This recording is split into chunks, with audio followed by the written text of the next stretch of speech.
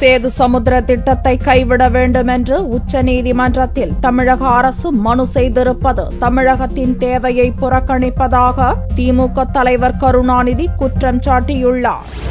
சென்னையில் ஒரு நிகழ்ச்சியில் பங்கேற்க வந்த திமுக தலைவர் கருணாநிதி செய்தியாளர்களை சந்தித்தார். முன்னாள் முதல்வர் அண்ணாதுரை 1967 முதல்வராக பொறுப்பேற்றவுடன் சேது சமுத்திர திட்டத்தை நிறைவேற்ற வேண்டும் என்று வேண்டுகோள் விடுத்ததை சுட்டிக்காட்டிய கருணாநிதி இதற்கு அதிமுக அரசு உச்சநீதிமன்றம் வரை சென்று தடை கோரியிருப்பதாக தெரிவித்தார். இரண்டாவது முறையாகவும் முறையீடு செய்திருப்பது தமிழக மக்களின் தேவைகளை புறக்கணிக்கும் செயல் என்றும் கருணாநிதி கூறினார்.